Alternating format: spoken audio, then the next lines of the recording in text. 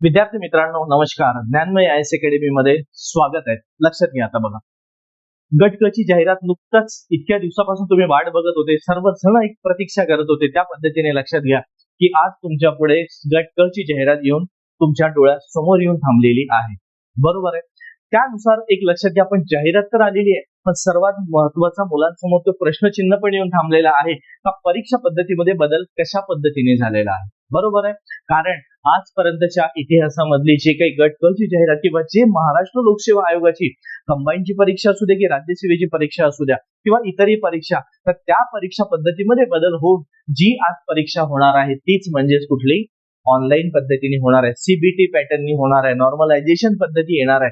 कशा पद्धतीने असेल, काय असेल हे सविस्तर आपण बघू. पण त्याच पद्धतीने लक्षात ठेवा की तुमची आता जाहिरात आलेली आहे, तुमची प्रतीक्षा संपली आणि खऱ्या पद्धतीने आता तुमची परीक्षा सुरू झाली आहे. तेच म्हणजे राहिलेल्या दिवसामध्ये, म्हणजे आज जाहिरात ज्या दिवशी आली तो दिवस आणि परीक्षेचा दिवस, म्हणजे आता खऱ्या अर्थाने तुमची लढाई सुरू झालेली आहे. एक लढाई संपली गट ब ची, आता गट क साठी लढाई सुरू झालेली आहे. पण बऱ्याच विद्यार्थ्यांचा हा एक प्रश्न आहे की सर जागा कमी आहे, ज्या जागा हव्या आम्हाला त्या नाहीये.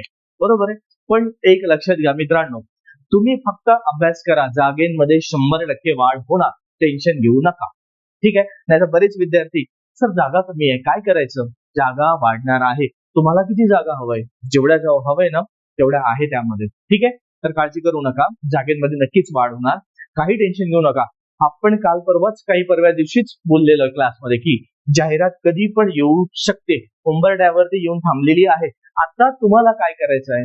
बरोबर आहे. तर आता जे तुम्हाला करायचं आहे ना त्याच पद्धतीने लक्षात घ्यायचं की येणाऱ्या परीक्षेला फक्त ना फक्त आता तुम्हाला 27 सप्टेंबर महत्वाची आहे. ठीक आहे. तर चला आता आपण ती जाहिरात कशा पद्धतीने आलेली आहे, त्यामध्ये काय बदल, कशा पद्धतीने आपण एक कमी वेळामध्ये बघण्याचा प्रयत्न करू. ठीक आहे. तर चला आता पुढे. चला मित्रांनो, त्यांनी काय दिलेलं आहे आपल्याला बघा. महाराष्ट्र लोकसेवा आयोगाची जाहिरात जी आलेली आहे जसं तसं आपण बघू. बघा, गट क पूर्व परीक्षा 2026 करिता पण एक सर्वात महत्वाची आहे. बरं, आधीच तो मुद्दा लक्षात घ्या की कुठली, बघा, ऑनलाईन पद्धतीने संगणक प्रणालीवरती आधारित, म्हणजेच कुठली सीबीटी, कॉम्प्युटर बेस्ड टेस्ट, हे लिहिलेलं आहे त्यामध्ये. म्हणजे आता तुम्हाला ऑफलाईन नाही तर ऑनलाईन पद्धतीने होणार आहे. बरोबर आहे. आता तुम्ही त्या गोष्टीसाठी आता तयार राहा. फार महत्वाची वेळ आहे बरं, आणि फार महत्वाची पद्धती. म्हणून ज्या विद्यार्थ्यांपर्यंत ही नोटिफिकेशन असेल ना त्यांनी अगदी काळजीपूर्वक वाचा, उगीच गडबड करू नका. त्यांनी कुठले मुद्दे दिले आहे, काय दिलेले आहे, डॉक्युमेंट्स कशा पद्धतीने दिलेला आहे, तुम्हाला कोणत्या पद्धतीने पुढे जायचंय, तुम्हाला मानसिकता कशी असायला पाहिजे, हे सर्व व्यवस्थित तुम्ही वाचा, अगदी व्यवस्थित काळजीपूर्वक. त्यानंतर तुमच्याकडे जे डॉक्युमेंट्स आहेत ते बघा, जे नाही आहे ते तुम्ही क्लिअर करून घ्या आणि त्यानंतर तुम्ही एक्झामला किंवा पूर्व परीक्षेला फॉर्म भरायला सुरुवात करा. लगेच परीक्षा फॉर्म सुरुवात करू नका भरायला. बरोबर, हे एक काळजी करतो. कारण थोडं 1-2-3 दिवस 4 दिवस थांबा जरा. बरोबर आहे. कशा पद्धतीने आयोगाचं येणारं प्रत्येक नोटिफिकेशन आपण घेऊन येणारच आहे, पण एक लक्षात ठेवा की वेबसाईटवर सुद्धा जाऊन अगदी काळजीपूर्वक वाचायला सुरुवात करा. कारण लक्षात ठेवा मित्रांनो, काळजीपूर्वक वाचाल तरच तुम्हाला अगदी बारकावे लक्षात येईल. कारण इथे जर प्रोफाईल मध्ये सुरुवातीला तुम्ही चुकले, जर समजा काही नवीन प्रोफाईल करणार असेल विद्यार्थी, पहिल्यांदा परीक्षा देणार असेल, तर त्यांच्याकरिता सुद्धा, ज्या विद्यार्थ्यांनी आधी परीक्षा दिलेल्या आहे आणि आता पुन्हा परीक्षा देणार आहे त्यांनी सुद्धा फॉर्म सबमिट करण्याच्या आधी अगदी काळजीपूर्वक आपली प्रोफाईल पूर्ण वाचून घ्या. बरोबर आहे. म्हणजेच का बरं, त्यावरती तुम्हाला ते लक्षात येणं महत्वाचं राहतं की ते कशा पद्धतीने आलेलं आहे. बरोबर आहे. आणि मग त्यानंतर तुम्हाला ते निर्णय घेता येतं की काही अपडेट करायचं आहे का, काही डॉक्युमेंट्स परत ऍडिशनल द्यायचे आहेत का, किंवा कुठले डॉक्युमेंट्स अपडेट आहे, कुठले नाही आहे. त्यांनी नॉन फेमिलियर मध्ये जो मुलगा बसत असेल त्यांनी सुद्धा म्हटलेलं आहे की 27 सप्टेंबरच्या आधीपर्यंत जर तुमचं असायला हवं. म्हणजे ते सर्व डॉक्युमेंट्स अगदी क्लिअर करा आणि त्याच्यानंतर 1-2 दिवस लेट झालं चालतं, पण काळजीपूर्वक घ्या. कारण जर समजा तुम्ही इथे प्रोफाईल मध्ये चुकले, इथे फॉर्म भरण्यामध्ये चुकले, तर जेव्हा तुमची निवड होणार आहे आणि त्यामध्ये डॉक्युमेंट जेव्हा तपासल्या जाणार, व्हेरिफिकेशन होईल, त्यावेळेस तुम्ही अपात्र घोषित केल्या जाणार. कारण त्यावेळेस तुम्ही काही बोलू शकणार नाही, कारण चुकी तुमची आहे. आयोगाने जे परिपूर्ण डॉक्युमेंट्स मागितले होते, जे प्रोफाईल आहे ते जरा काळजीपूर्वक वाचून घ्या, हे फार महत्वाचं आहे. बरोबर आहे. याला कुठेही निष्काळजीपणा करू नका. ठीक आहे.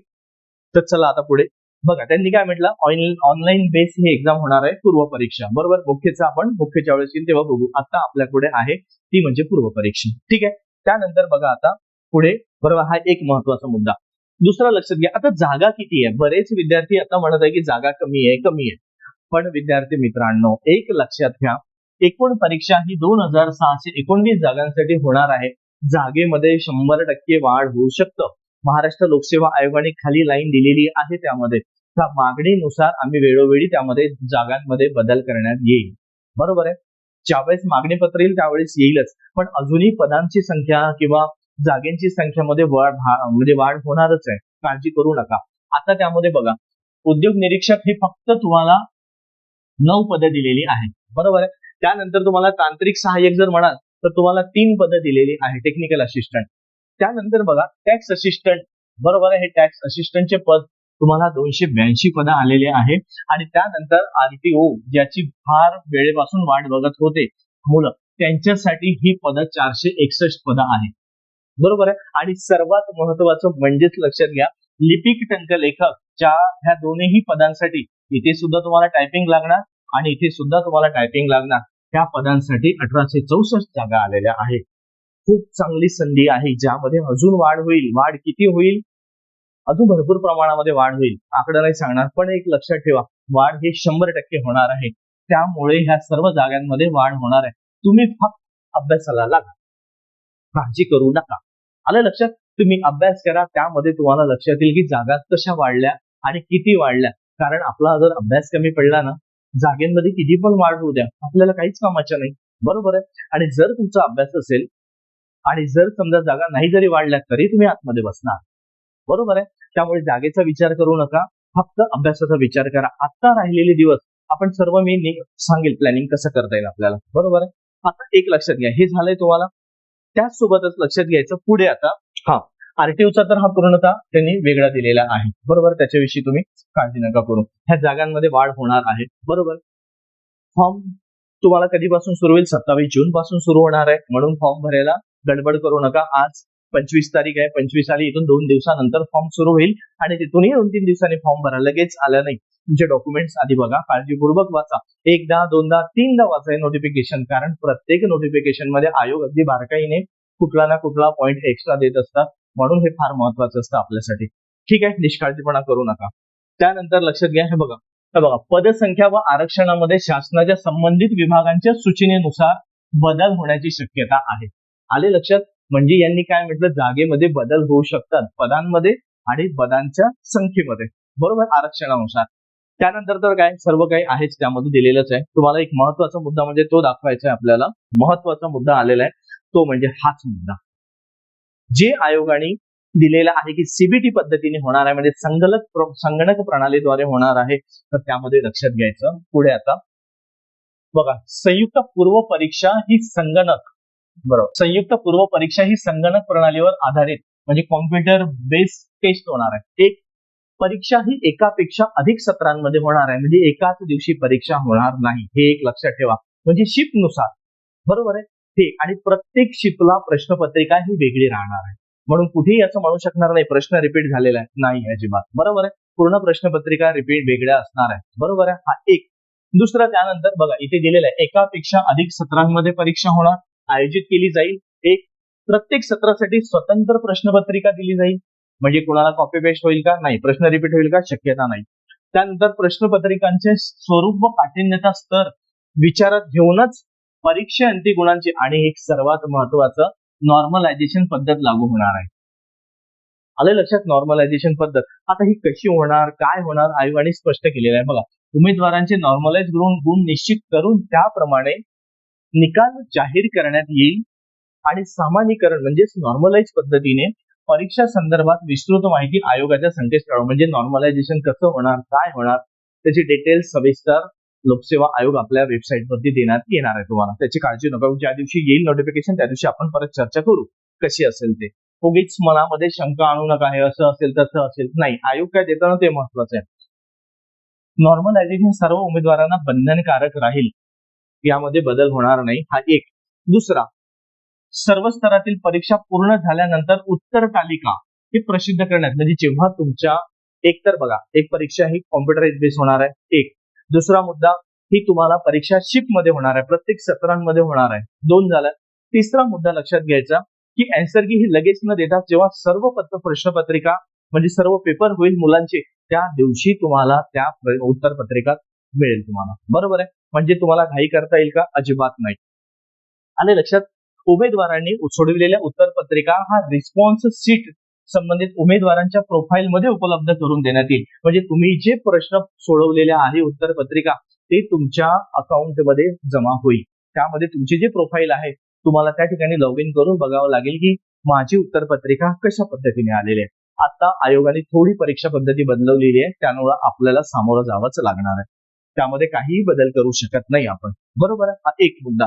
दुसरा लक्षात द्यायचा, त्यांनी काय म्हटलंय की संगणक प्रणालीवरती आधारित परीक्षा पद्धती आणि त्याचं स्वरूप म्हणजे कशा पद्धतीने राहणार आहे, त्याचं स्वरूप कसं आहे, त्यांनी काय केलेलं आहे बघा. त्यांची जी वेबसाईट आहे, बरोबर आहे, या संकेतस्थळावरती ऑनलाईन फॅसिलिटीज म्हणून एक कॉलम आलेला आहे, मेनू आहे, त्यामध्ये जायचं. त्यांनी त्यामध्ये दिलेलं आहे कॉम्प्युटर बेस्ड एक्झाम कशी असतात आणि मॉक टेस्ट कशी असणार. बरोबर आहे. लवकरच व्हिडिओ पण मी घेऊन येईल, त्यामुळे तुम्हाला काळजी करायचं काम नाही. अगदी बारकाईने आपण त्यावरती चर्चा करू. बरोबर आहे. म्हणजे त्यांनी स्वतःहून सांगितलेलं आहे की कॉम्प्युटर बेस्ड एक्झाम ही कशी असणार आहे, मॉक टेस्ट कशी असणार आहे. म्हणजे तुमच्या मनामध्ये भीती राहिला का? अजिबात नाही.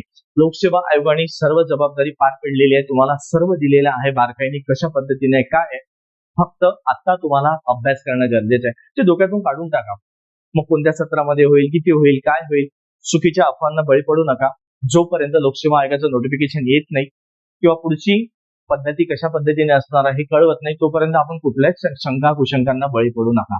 फक्त स्वतःवर विश्वास ठेवा. येणाऱ्या परीक्षेला सामोरं जा. तुम्हाला यश नक्कीच मिळणार. फक्त राहिलेले दिवस आता बघा. आता ही जाहिरात कधी आलेली आहे? आपल्याला 25 जून रोजी. बरोबर. त्यानंतर परीक्षा होणार आहे 27 सप्टेंबरला. बरोबर आहे. मग ह्या दोघांचा जरी विचार केला तर आज आपण ह्या दोघांच्या मध्ये वेळ किती आहे? तर बरोबर 93 दिवस आहे. मग या 93 दिवसाचं नियोजन हे तुमचं कसं असेल, कसं असायला पाहिजे, कुठल्या विषयावरती भर द्यायचा आहे, कशा मुद्द्यावरती भर, काय करायचं आणि काय नाही करायचं, आपण हे नक्की चर्चेला घेऊ आणि लवकरच व्हिडिओ बनवून घेऊया. तुमची एक स्ट्रॅटेजी कशा पद्धतीने असणार आहे. प्रत्येकाचं शेड्यूल वेगळं राहणार आहे. बदल काही करायचं नाही, त्यानुसारच चालू द्या. फक्त कोणत्या गोष्टी करायच्या आणि कोणत्या नाही करायच्या आपण नक्की यावरती चर्चा करण्याचा प्रयत्न करू. चालेल. तर एक लक्षात घ्या, ही झाली परीक्षा पद्धती कशी झालंय, काय येणार आहे, व्हिडिओ कशा पद्धतीने राहणार आहे हे तुम्हाला मी सांगितलेलं आहे. पेपरचं सुद्धा लक्षात घ्यायचं, काळजीपूर्वक बघा. टेन्शन घेऊ नका. जे तुमची कधी वाट बघत होती प्रतीक्षा संपलेली आहे तुम्ही फार काळ दिवसापासून, पण आता लक्षात घ्या, आता तरी अभ्यासाला लागा. कारण 27 सप्टेंबरला ही एक्झाम असणार आहे. बरोबर आहे. आधीच आपण बोललो सप्टेंबर ऑक्टोबरच्या दरम्यान राहणार एक्झाम. एक कारण 90 दिवस म्हणजे बरोबर तुम्हाला 93 म्हणजे 3 महिने आलेले आहेत. म्हणजे तुम्हाला जाहिरातीला 3 महिने आयोग देतात. हे तुमच्या पुढे आलेलं आहे. मग जेव्हा ही परीक्षा होईल त्यानंतर आपण पुढचं सरळ सेवेचं शेड्यूल क्लिअर होणार. मग पुढे सरळ सेवा, मग पुढे पण जाऊ आपण. म्हणजेच लक्षात ठेवा तुम्हाला कशा पद्धतीने काय आयोग सर्व क्लिअर करतं, त्यामुळे काळजी करू नका. हे तुम्हाला व्हिडिओ कसा वाटला नक्की चॅनलला सबस्क्राईब पण करा, कमेंट्स करा मित्रांनो, लाईक पण करा आणि तुमच्या गरजू मित्रांपर्यंत नक्की पोहोचवा. तुमच्यापर्यंत व्हिडिओ पहिल्यांदा जर पोहोचला असेल तर नक्की सबस्क्राईब पण करा. ओके. तर चला आपण लवकरच भेटू. आता पुढील व्हिडिओ तुम्हाला लवकरच येणार आहे. तो आता गटकची तयारी कशी, बरोबर आहे, तर कशा पद्धतीने करायचं. चला भेटू आपण लवकरच पुढच्या व्हिडिओमध्ये. धन्यवाद. जय हिंद, जय महाराष्ट्र मित्रांनो.